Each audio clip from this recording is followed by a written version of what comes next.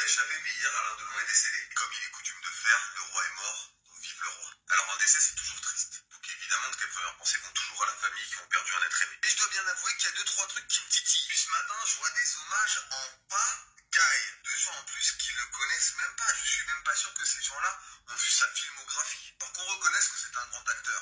Ok, moi j'ai aucun problème avec ça. Sauf que moi, je sépare pas l'homme de l'artiste, à part à la hache. Parce que ça fait bien marrer tous ces gens qui regrettent la grandeur d'une France totalement dépassée. L'occasion de rappeler que Alain Delon, à part être un monument du cinéma français, c'était aussi un mec un peu problématique. Alain Delon était certes problématique, toi aussi tu es problématique, agresseur. De base, ce mec, je ne le connaissais pas. Je voyais de temps à autre qu'il faisait du contenu pseudo-féministe. Oui, je voyais qu'il était chelou.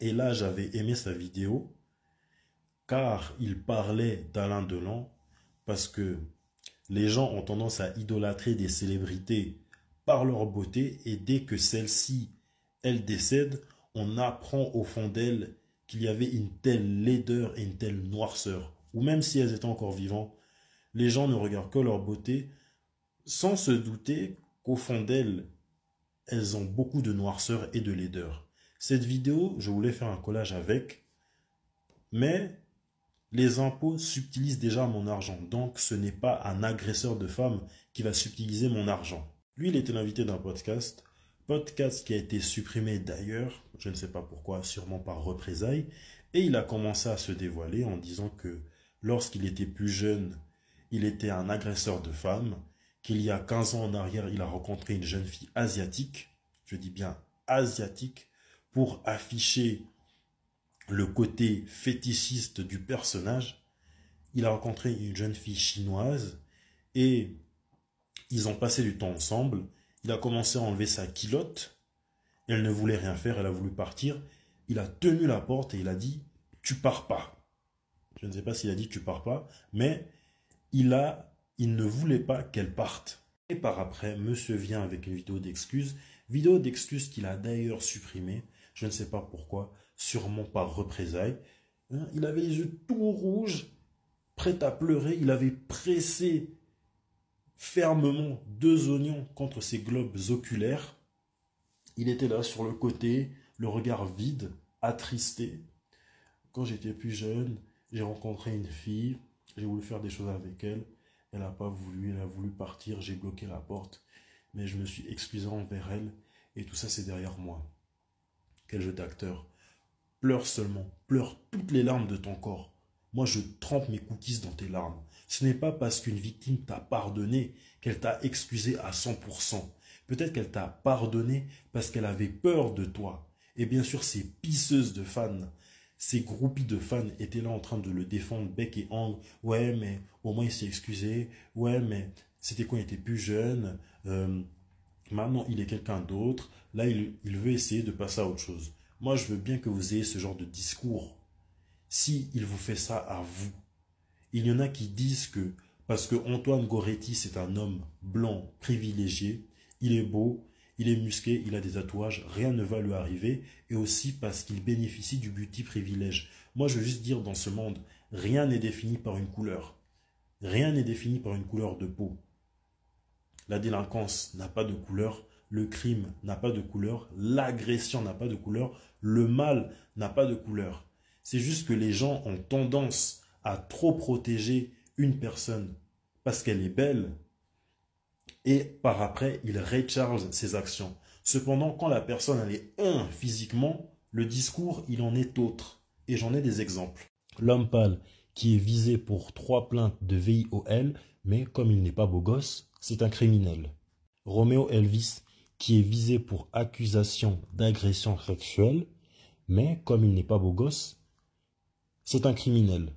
Jérôme Niel, oui, on a aussi des criminels miniatures de 1,68 m, qui est accusé d'avoir abusé d'une femme durant 9 mois, mais comme il n'est pas beau gosse, c'est un criminel.